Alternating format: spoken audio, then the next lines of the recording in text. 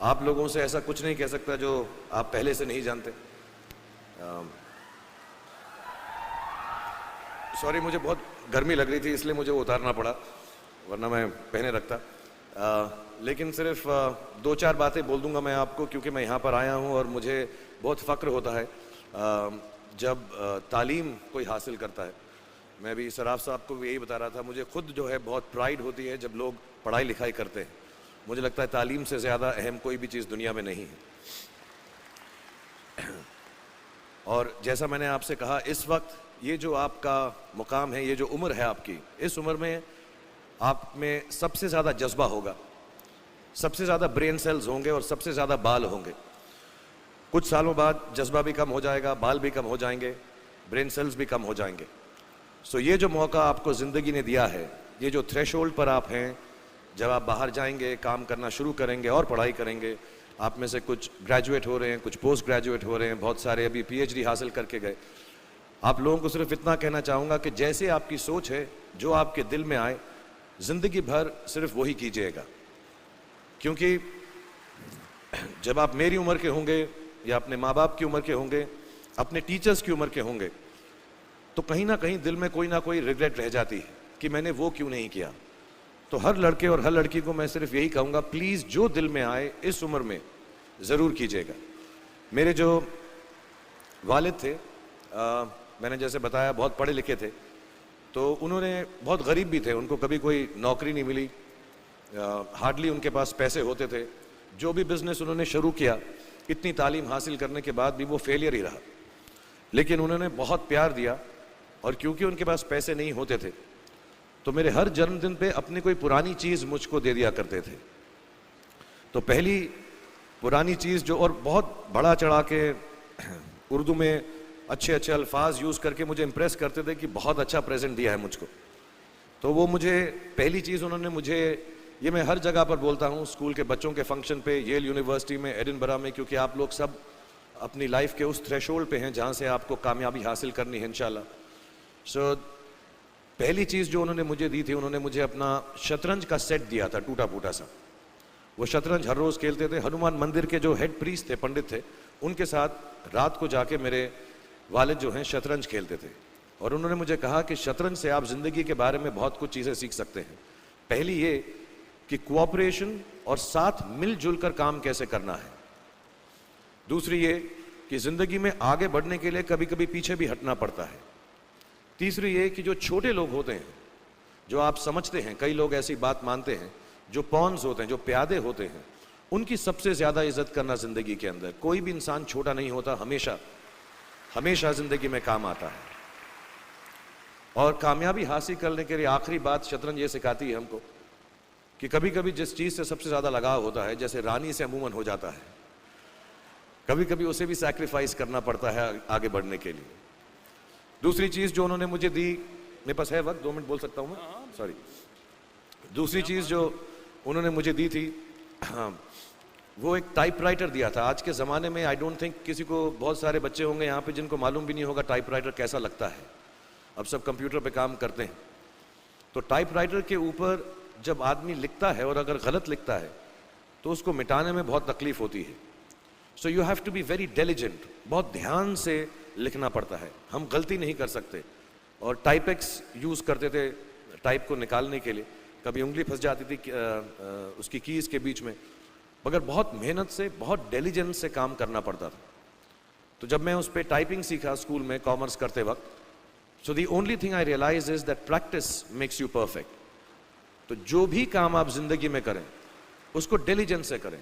ऐसा करें कि कोई गलती ना हो, अपना पूरा दिमाग लगा कर करें, सोच समझ कर करें। ऐसे करें कि ये काम जिंदगी में आपका पहला काम है और इसके बाद आपको मौका नहीं मिलेगा, और शायद ये काम आपका जिंदगी का आखिरी काम है, इसके बाद फिर मौका नहीं मिलेगा। So do it with that kind of diligence. तीसरी चीज़ उन्होंने मुझे कैमरा दी थी, क्योंकि बहुत गरीब थे, वो कैमरा चलता नहीं था बिल्कुल भी। सिर्फ उसके व्यू फाइंडर से बड़ी अच्छी अच्छी तस्वीरें दिख जाती थी, लेकिन खिंचती बिल्कुल भी नहीं थी। और इससे मुझे उन्होंने सीख दी कि जो हमारी क्रिएटिविटी होती है, हम जो भी, कभी कभी हमारी हॉबी होती है, कभी कभी हमारा उससे प्यार होता है, लेकिन हम उसको अपनी नौकरी नहीं बना सकते, अपना काम नहीं बना सकते। बहुत कम लोग ऐसे फॉर्चुनेट होते हैं जैसे मैं हूँ कि जो मेरी हॉबी थी, जिस चीज़ से मुझे प्यार था, कलाकारी से, एक्टिंग से, वो मेरा पेशा भी बन गया।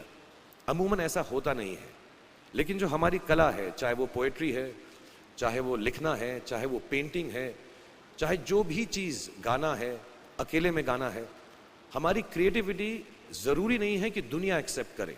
जैसे उस कैमरा की तस्वीरें दिखती नहीं हैं, लेकिन उसमें देखने से खूबसूरत लगता है हर कुछ, वैसे ही आपकी जो क्रिएटिविटी है वो अपने लिए रखें, क्योंकि ज़िंदगी में कभी ना कभी, कहीं ना कभी ऐसा मुकाम आएगा जब आप बहुत अकेला फील करेंगे। हो सकता है दुख का समय भी आए, उस वक्त आपकी जो क्रिएटिविटी है वो आपकी सबसे अच्छी दोस्त होगी, दुनिया उसको माने या ना माने। मैं बहुत ख़राब पोइट्री करता हूँ, लेकिन जब भी दुखी होता हूँ तो लिख लेता हूँ। सराफ साहब से मैं अब सीखना भी चाहता हूँ। मैं रेख्ता पे जाऊँगा, मुझे लगता है ये कमाल की साइट है, थोड़ी मैं शायरी वगैरह सीखूँगा। मेरी शायरी बहुत ख़राब है कि हमने तुम्हारी याद में रो रो के टब भर दिए, वो आए और नहा कर चल दिए।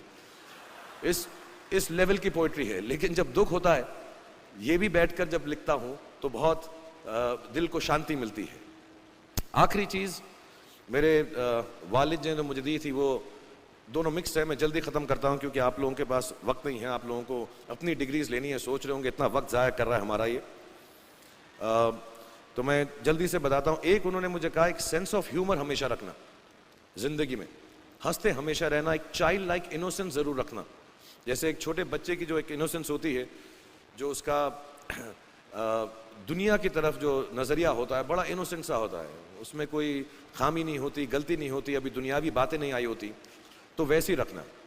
कई बार बचपन में मैंने जब बदतमीज़ी की या कोई गलत काम किया तो उन्होंने सेंस ऑफ ह्यूमर से मुझे बचाया। और ज़िंदगी भर अगर आप अपने ऊपर, अपने हाल पे, दुनिया पे, क्योंकि लोग आपसे हर कोई बात कहेंगे, अच्छी बात भी कहेंगे, बुरी बात भी कहेंगे, क्योंकि लोगों का काम है कहना। अगर आप उसको एक सेंस ऑफ ह्यूमर से देख सकेंगे तो ज़िंदगी जो है बहुत बेहतर रहेगी। And last not the least, what my father gave me, what my mother gave me and what your parents have given you, आपके जो पेरेंट्स हैं, जो आपको दिया है, वो सबसे बड़ी गिफ्ट है, गिफ्ट ऑफ लाइफ। ज़िंदगी की जो ज़िंदगी एक खुद ही सबसे बड़ा तोहफा है हमारी ज़िंदगी, और उसको वैसे ही ट्रीट कीजिए। ज़िंदगी के अंदर जो भी मुकाम आए, जैसी भी चीज़ें हों, अच्छा हो, बुरा हो, कभी अंधेरा हो, कभी उजाला हो, हर चीज़ को रिस्पेक्ट कीजिए और ज़िंदगी में ग्रेस रखिए हर इंसान की तरफ। हर इंसान जो भी आपसे जो भी बात करेगा, वो अपनी मुसीबत के हिसाब से करेगा, अपनी हैसियत के हिसाब से करेगा। कभी गलत बात भी बोलेगा, ऊंची बात भी बोलेगा। जब आप काम करेंगे, जब आप बड़ी बड़ी कंपनीज के अंदर नौकरी हासिल करेंगे, आपका हमेशा झगड़ा रहेगा, जो मेरा जूनियर है वो ऐसी बात करता है, मेरा सीनियर जो है ऐसी बात करता है। लेकिन सब जो हैं ज़िंदगी से जूझ रहे हैं, इस ज़िंदगी में कुछ बनने की कोशिश कर रहे हैं। सो वो ग्रेस जो है, वो लीवे जो है, हर किसी को दीजिएगा जो आपके साथी हैं, जो आपके साथ साथ काम कर रहे हैं, जो आपका साथ काम नहीं भी कर रहे और जो आपका साथ नहीं भी दे रहे। ग्रेस से बड़ी चीज़ आप ज़िंदगी को वापस नहीं लौटा सकते। ये 4-5 चीज़ें याद रखिएगा। याद रखिएगा, नहीं रहे तो कोई बात नहीं। आप लोग बहुत कुछ अभी इस जगह पर इल्म हासिल कर चुके हैं और मुझे उम्मीद है और मुझे यकीन है कि आप जो भी करेंगे ज़िंदगी में बहुत कामयाब होंगे। और फिर से मैं मौलाना आज़ाद नेशनल उर्दू यूनिवर्सिटी का शुक्रिया अदा करना चाहूँगा कि मुझे यहाँ पर बुलाया, आपसे मुखातिब होने का मौका दिया। थैंक यू वेरी मच, बहुत बहुत शुक्रिया। और आप, मुझे मालूम है कुछ टीचर्स जो होंगे यहाँ पर बैठे होंगे जो आपके फेवरेट नहीं भी हैं, जो बहुत स्ट्रिक्ट होंगे, डांटते भी होंगे आपको, उनको सबसे ज़्यादा याद रखिएगा जब आप इस यूनिवर्सिटी से बाहर जाएंगे, क्योंकि जो सबसे ज़्यादा टीचर आपसे स्ट्रिक्ट थे वो एक्चुअली सबसे ज़्यादा आपसे प्यार करते थे। Thank you very much for having me here and खुदा हाफिज़। Thank you everyone.